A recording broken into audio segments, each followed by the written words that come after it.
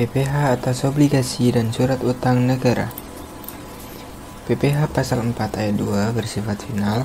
Penghasilan berupa deposito dan tabungan lainnya, bunga obligasi dan surat utang negara, dan bunga simpanan yang dibayarkan oleh koperasi kepada anggota koperasi orang pribadi. Obligasi sebagaimana dimaksud termasuk surat utang berjangka waktu lebih dari 12 bulan seperti medium term note, floating rate note yang berjangka lebih dari 12 bulan. Surat utang negara yang dimaksud meliputi obligasi negara dan surat perbendaharaan negara. Pajak penghasilan atas penghasilan berupa bunga obligasi. Objek pajak.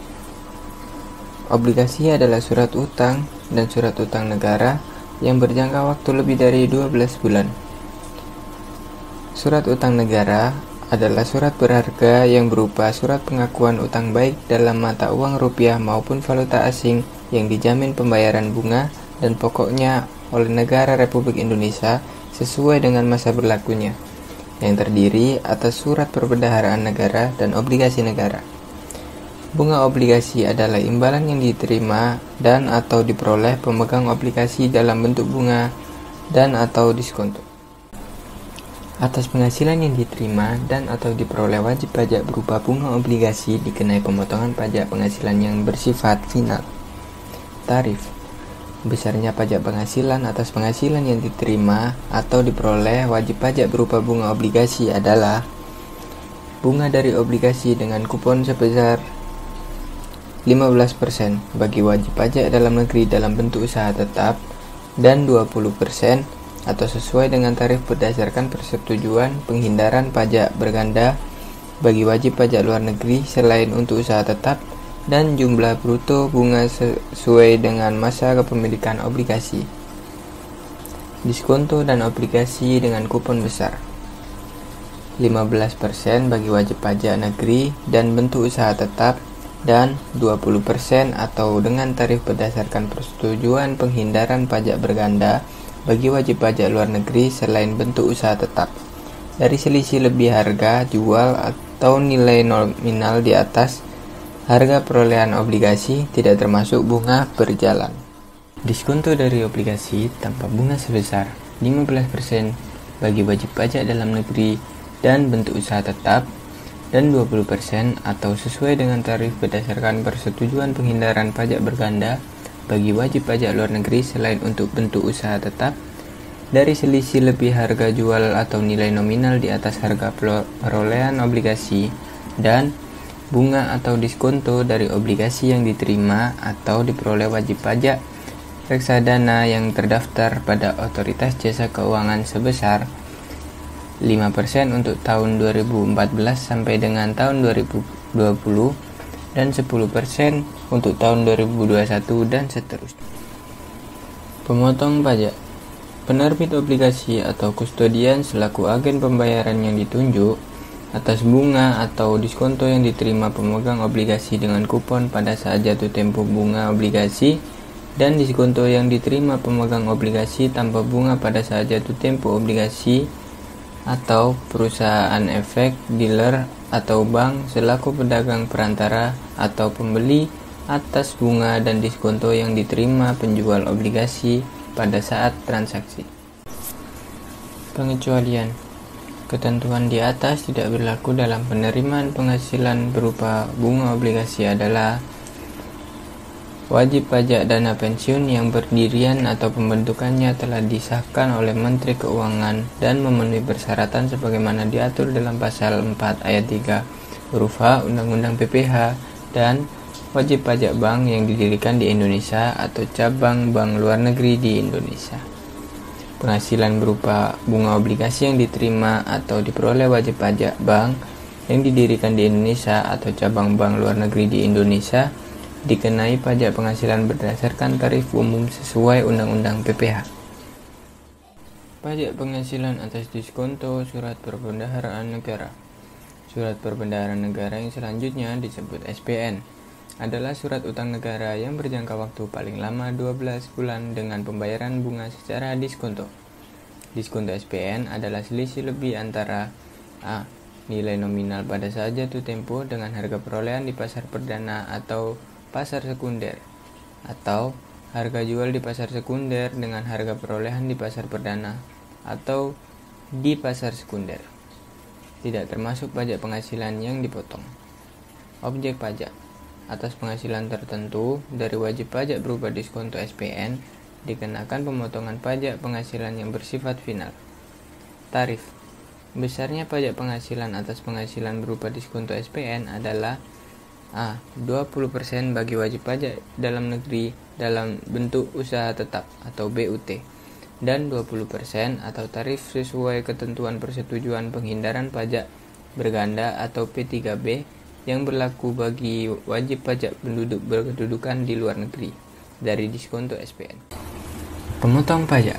Pemotong pajak dilakukan oleh A. Penerbit SPN atau emiten atau kustodian yang ditunjuk selaku agen pembayar atas diskonto SPN yang diterima pemegang SPN saat jatuh tempo, atau perusahaan efek atau broker atau bank selaku pedagang perantara maupun selaku pembeli atas diskonto SPN yang diterima di pasar sekunder.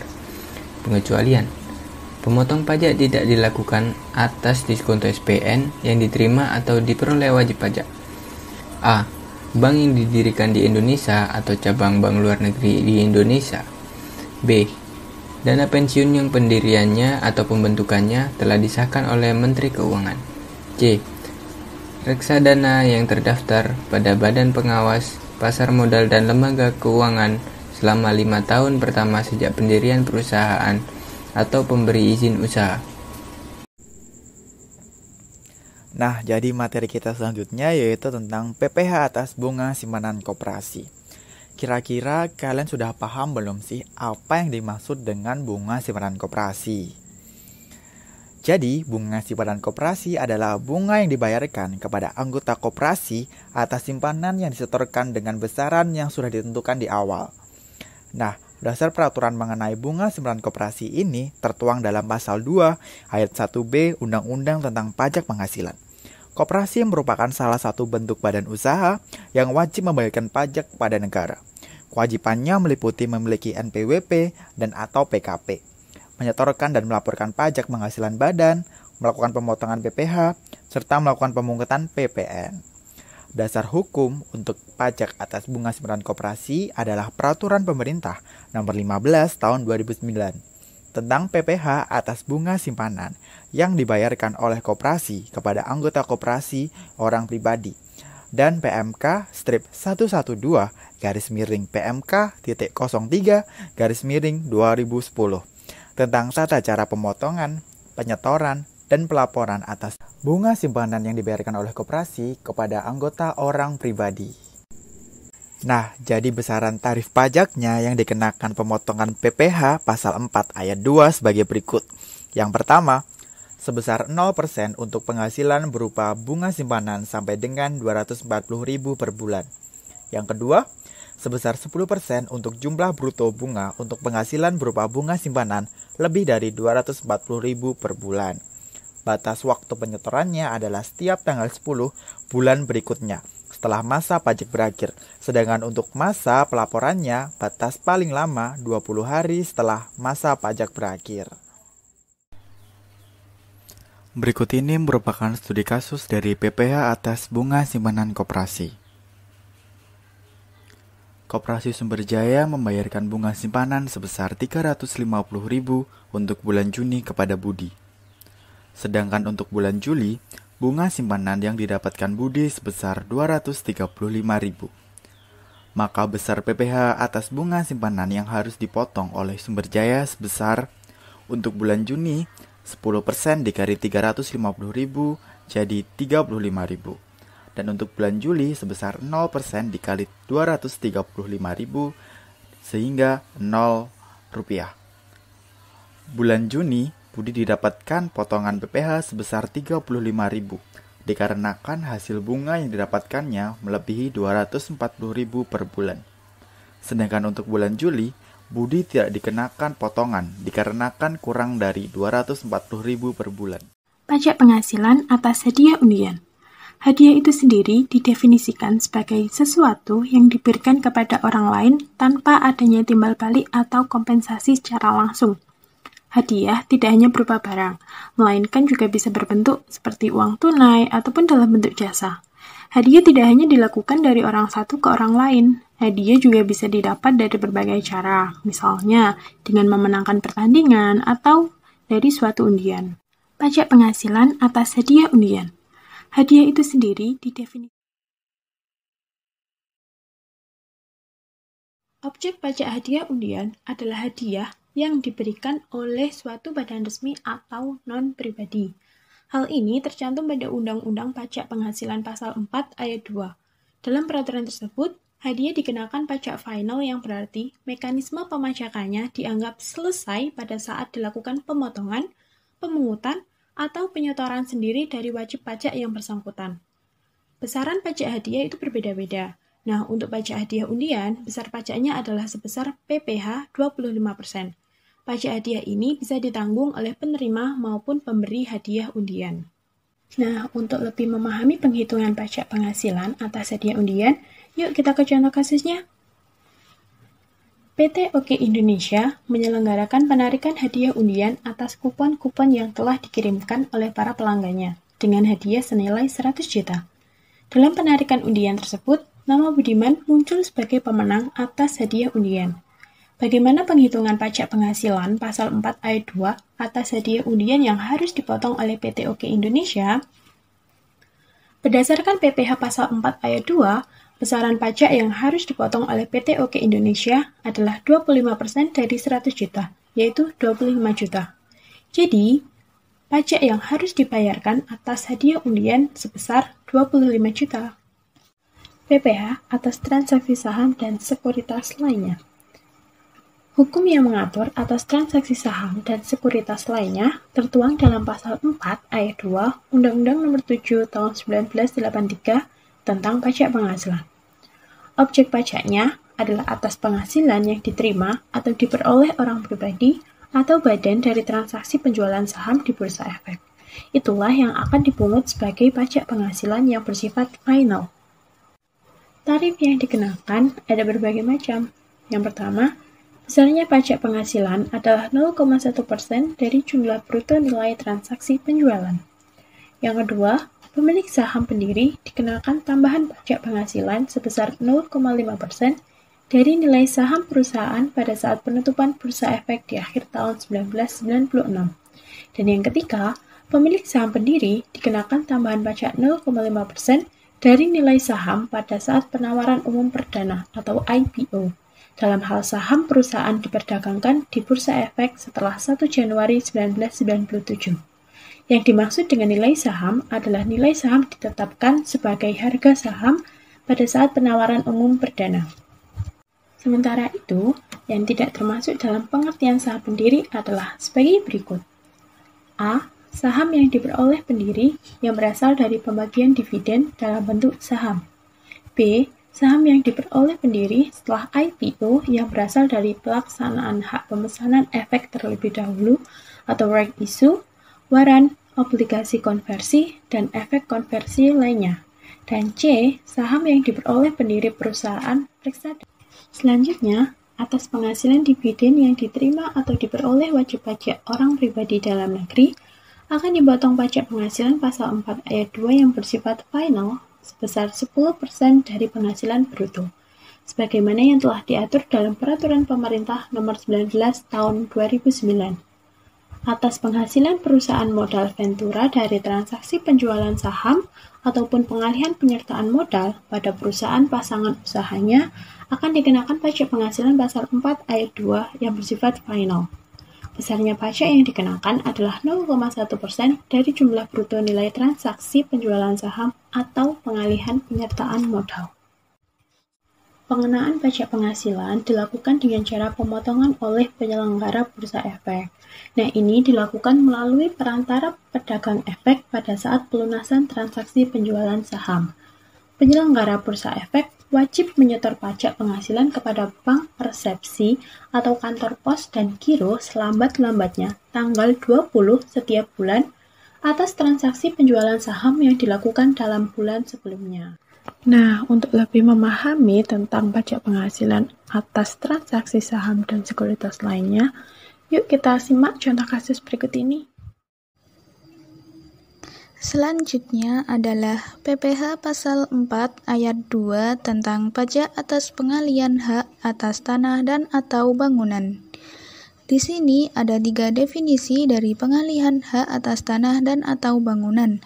Yang pertama adalah penjualan, tukar-menukar, perjanjian pemindahan hak, pelepasan hak, penyerahan hak, lelang, hibah atau cara lain yang disepakati dengan pihak lain selain pemerintah.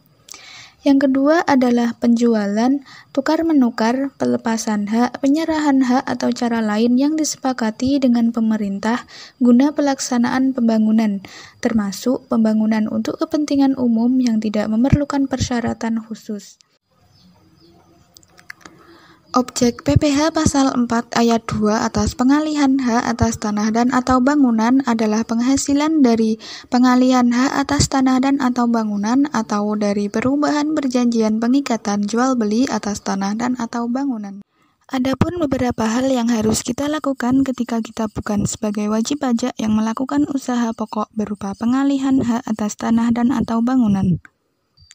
Yang pertama adalah melakukan penyetoran PPH pasal 4 ayat 2 sebesar 2,5% dari jumlah bruto nilai pengalihan hak atas tanah dan atau bangunan dengan terlebih dahulu kita membuat kode billing, yang mana penyetorannya dilakukan sebelum akta, keputusan, kesepakatan, atau risalah lelang atas pengalihan hak atas tanah dan atau bangunan ditandatangani oleh pejabat yang berwenang.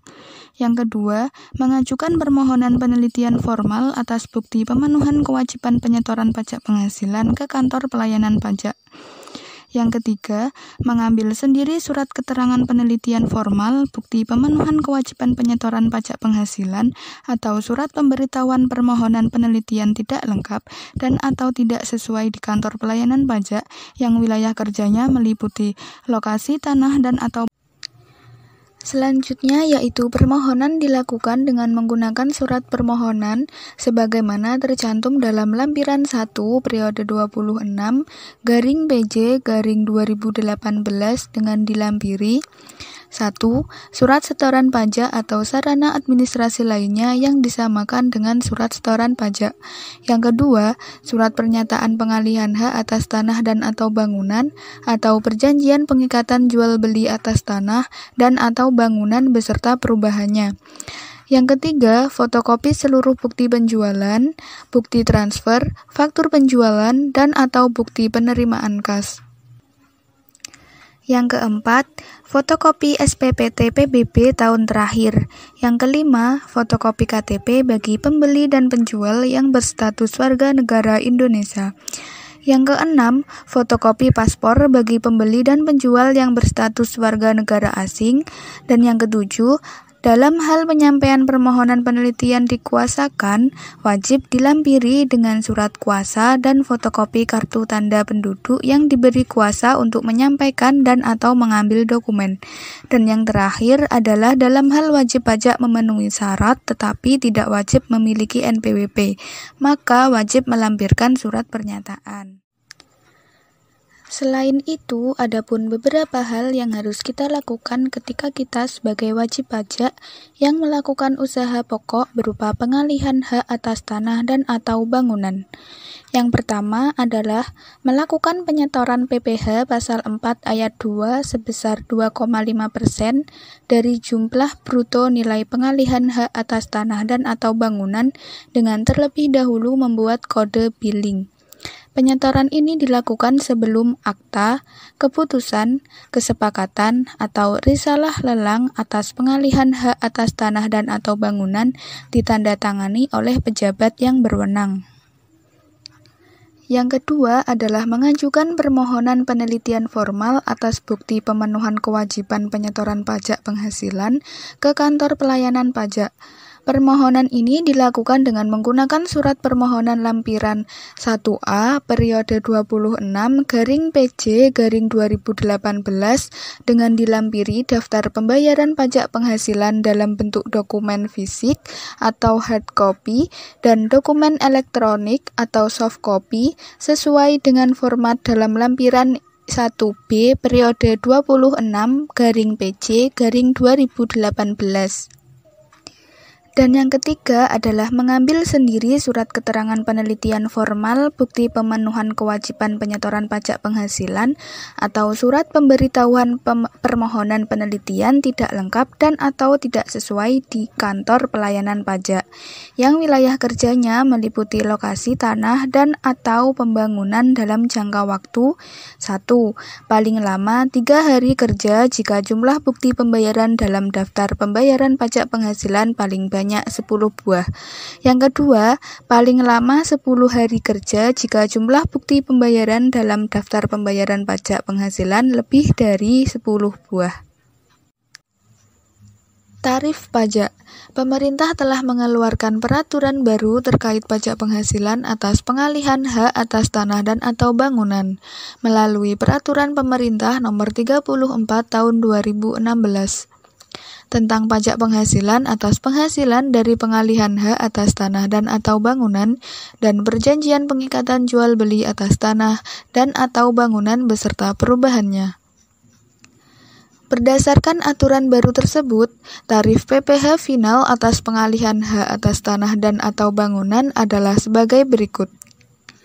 Yang pertama adalah 0%, digunakan ketika pengalihan hak atas tanah dan atau bangunan kepada pemerintah, sebagaimana dimaksud dalam undang-undang yang mengatur mengenai pengadaan tanah bagi pembangunan untuk kepentingan umum. Yang kedua adalah 1%, di mana digunakan ketika jumlah bruto nilai pengalihan hak atas tanah dan atau bangunan berupa rumah sederhana dan rumah susun sederhana.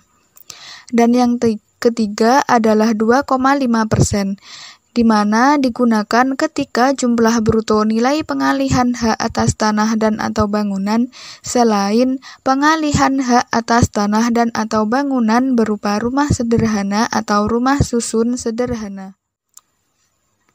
Setelah kita memahami materi tentang pajak atas pengalihan hak atas tanah dan atau bangunan, di sini ada satu contoh studi kasus yang akan kita bahas pada diskusi hari ini. Untuk studi kasusnya, kalian bisa baca sendiri ya teman-teman. Kita lanjut ke pembahasan. Dari studi kasus tersebut, dapat disimpulkan bahwa PPh pasal 4 ayat 2 yang dipotong oleh PT Kria Persada sebesar 20 juta rupiah, di mana didapatkan dari hasil perkalian antara 2,5% dikali 800 juta rupiah, yang mana hasilnya yaitu 20 juta rupiah. Mengapa kita mengambil 2,5%? Dikarenakan pengalihan hak atas tanah dan atau bangunan itu selain rumah sederhana atau rumah susun sederhana, yang itu dalam bentuk PT Kria Persada atau dalam bentuk perusahaan. Maka dari itu tarif pajak yang digunakan adalah 2,5%. Oke teman-teman, untuk materi yang selanjutnya adalah PPh atas usaha jasa konstruksi. Nah, sebelumnya mari kita bahas apa sih yang dimaksud PPh atas usaha jasa konstruksi. Yuk langsung aja. Nah, PPh jasa konstruksi adalah pajak penghasilan atas usaha di bidang konstruksi. PPh jasa konstruksi memiliki tarif bervariasi tergantung pada kualifikasi usaha. Nah, cakupan dari jasa konstruksi yaitu untuk memahami PPh jasa konstruksi, maka kita harus mengetahui apa yang termaksud dalam jasa konstruksi. Menurut Peraturan Pemerintah Nomor 51 Tahun 2008 tentang pajak penghasilan atas penghasilan dari usaha jasa konstruksi, yaitu jasa konstruksi adalah layanan jasa konsultasi perencanaan pekerjaan konstruksi, layanan jasa pelaksanaan pekerjaan konstruksi, dan layanan jasa konsultasi pengawasan pekerjaan konstruksi. Artinya, jasa konstruksi dimulai dari tahap awal, yakni konsultasi, sampai dengan tahap akhir sebuah bangunan selesai dikerjakan. Besaran nominal dalam jasa konstruksi disebut dengan istilah nilai kontrak. Nilai kontrak inilah yang nantinya akan dikenakan PPh jasa konstruksi sesuai PP nomor 5 tahun 2008. Nah, setelah mengetahui cakupan dari jasa konstruksi, untuk selanjutnya kita akan membahas tentang tarif PPh jasa konstruksi. Tarif pajak yang dikenakan atas jasa konstruksi jika mengacu PP nomor 5 tahun 2008, tarif jasa konstruksi dibagi menjadi 5. Nah, yang pertama, tarif 2%. Yakni untuk pelaksanaan konstruksi yang dilakukan oleh penyedia jasa konstruksi yang memiliki kualifikasi usaha kecil. Yang kedua, tarif 4%, yakni untuk pelaksanaan konstruksi yang dilakukan oleh penyedia jasa yang tidak memiliki kualifikasi usaha. Yang ketiga, tarif 3%, yakni untuk pelaksanaan konstruksi yang dilakukan oleh penyedia jasa selain penyedia jasa sebagaimana yang dimaksud dalam poin 1 dan 2. Yang keempat, tarif 4%, yaitu untuk perencanaan konstruksi atau pengawasan konstruksi yang dilakukan oleh penyedia jasa yang memiliki kualifikasi usaha. Dan yang kelima, yakni tarif 6%, yaitu untuk perencanaan konstruksi atau pengawasan konstruksi yang dilakukan oleh penyedia jasa yang tidak memiliki kualifikasi usaha. Dari penjelasan di atas, kita bisa melihat bahwa tarif yang dikenakan bervariasi tergantung pada kondisi penyedia jasa konstruksi. Misalnya, jika penyedia jasa konstruksi memiliki kualifikasi usaha kecil, maka tarif yang dikenakan sebesar 2%. Hal ini dilakukan oleh pemerintah untuk mendorong setiap penyedia jasa konstruksi agar berupaya mengembangkan perusahaannya menjadi lebih baik lagi. Nah, bagaimana sih cara menghitung PPh jasa konstruksi? Yuk kita pelajari bersama. Rumus perhitungan PPh jasa konstruksi adalah nilai kontrak yang belum termasuk PPN dikalikan tarif PPh jasa konstruksi dan didapatkan rumus sebagai berikut, yakni nilai kontrak dikalikan tarif PPh jasa konstruksi. Sedangkan untuk mekanisme pemotongannya, penyedia jasa langsung menyetor kepada kantor pajak. Kemudian untuk pengguna jasa diberikan surat pemberitahuan pemotongan PPh jasa konstruksi. Nah, setelah tahu rumusnya, mari kita beranjak ke contoh studi kasusnya. Contohnya yaitu, Ibu Susi berencana membangun rumah di kawasan Mampang, Jakarta Selatan. Untuk keperluan tersebut, dia mendatangi perusahaan konstruksi. Meski usaha konstruksi ini masih terbilang kecil, namun Ibu Susi ingin mempercayakan pekerjaan rumahnya ke perusahaan tersebut. Dia mengkonsultasikan semuanya, mulai dari perencanaan, tata letak bangunan, ukuran ruangan, pemilihan bahan bangunan, sampai target pengerjaan. Setelah berdiskusi panjang lebar, sepakatlah kedua belah pihak untuk bekerja sama. Perusahaan konstruksi kemudian memberikan dokumen yang di dalamnya terdapat rincian biaya yang dibutuhkan. Nah, rincian biaya inilah yang disebut dengan nilai kontrak. Dengan beberapa kali pertemuan dan pertimbangan, akhirnya rincian biaya disahkan di atas materai bernilai 2 miliar. Ibu Susi kemudian menyetujui dengan syarat semua biaya akan dilunasi saat pekerjaan selesai. Nilai kontrak ini disimpan oleh kedua pihak sebagai tanda bukti. Setelah pengerjaan rumah selesai, Ibu Susi menepati janjinya dengan membayar nilai kontrak sebesar 2 miliar. Karena penyedia jasa konstruksi adalah perusahaan yang memiliki kualifikasi usaha kecil, maka dikenakan tarif 2%. Sehingga perhitungannya sebagai berikut. Rumusnya yaitu nilai kontrak kali tarif PPh jasa konstruksi, yakni 2 miliar kali 2% sama dengan 40 juta. Dengan demikian, PPh jasa konstruksi yang harus disetor kepada kantor pajak adalah 40 juta. Jumlah uang yang sudah dihitung sebagai pajak penghasilan jasa konstruksi harus dipotong dari nilai kontrak, lalu disetorkan dan dilaporkan dalam masa pajak yang sama, yaitu maksimal 30 hari setelah pelunasan pembayaran. Setelah perusahaan konstruksi menyetor pajak tersebut dan melaporkannya, perusahaan itu akan mendapat bukti potong PPh final atas jasa konstruksi yang diberikan kepada Ibu Susi. Kemudian bukti potong tersebut diberikan ke Ibu Susi dan dilaporkan pada akhir tahun pelaporan pajak sebagai pajak final dalam surat pemberitahuan tahunan atau SPT pajak Ibu Susi. Nah, bagaimana teman-teman? Sudah paham ya pastinya tentang PPh atas usaha jasa konstruksi. Selamat mempelajari untuk materi berikutnya. PPh atas sewa tanah dan atau bangunan. Sesuai pasal 4 ayat 2 Undang-Undang Pajak Penghasilan, penghasilan berupa sewa tanah dan atau bangunan dikenakan PPh yang bersifat final. Berikut adalah objek pajak dan tarif untuk PPh final atas penghasilan tersebut. Objek pajak. Penghasilan berupa sewa atas tanah dan bangunan, yaitu berupa tanah, rumah susun, apartemen, kondominium, gedung perkantoran, gedung pertokoan, atau gedung pertemuan termasuk bagiannya, rumah kantor, toko, rumah toko, gudang, bangunan, dan industri.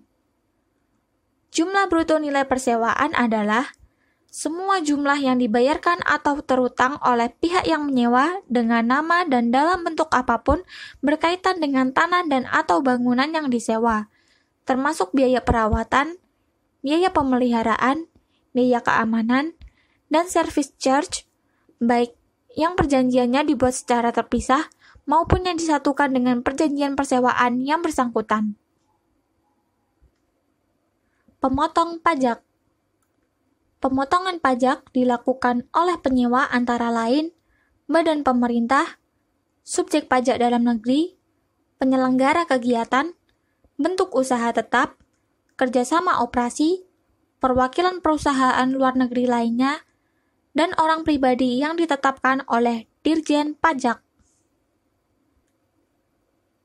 Dalam hal ini, penyewa adalah orang pribadi atau subjek pajak yang selain disebutkan tadi, PPh disetor sendiri oleh yang menyewakan. Orang pribadi yang ditunjuk sebagai pemotong pajak penghasilan adalah yang pertama, akuntan, arsitek, dokter, notaris, pejabat, pembuat akte tanah atau PPAT, kecuali PPAT itu adalah camat, pengacara, dan konsultan yang melakukan pekerjaan bebas. Yang kedua, orang pribadi yang menyelenggarakan usaha, menyelenggarakan pembukuan, dan telah terdaftar sebagai wajib pajak dalam negeri. Tarif pajak.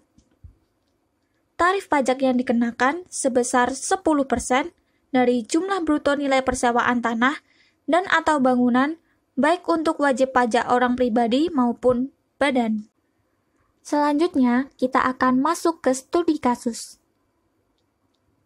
Raffi Murdono menyewa rumah milik Haji Saifullah Hidayatullah selama 5 tahun dari tahun Desember 2010 sampai dengan Desember 2015 sebesar 200 juta yang dibayarkan pada awal sewa. Atas pembayaran sewa tersebut, Haji Saifullah Hidayatullah telah membayar pajak penghasilan pasal 4 ayat 2 yang bersifat final atas penghasilan berupa sewa tanah dan atau bangunan sebesar 20 juta. Dalam perjanjian, dimasukkan syarat bahwa Raffi Murdono dapat menyewa kembali rumah yang disewanya tersebut kepada orang lain meskipun tanggung jawabnya tetap berada di Raffi Murdono. Pada bulan Juli 2013, Raffi Murdono tanpa membatalkan sewa dengan Haji Saifullah Hidayatullah menyewakan rumah tersebut kepada adik kandungnya Kinan Pali yang berprofesi sebagai pedagang kue sampai dengan Desember 2015 sebesar 80 juta yang dibayar pada 3 Juli 2013.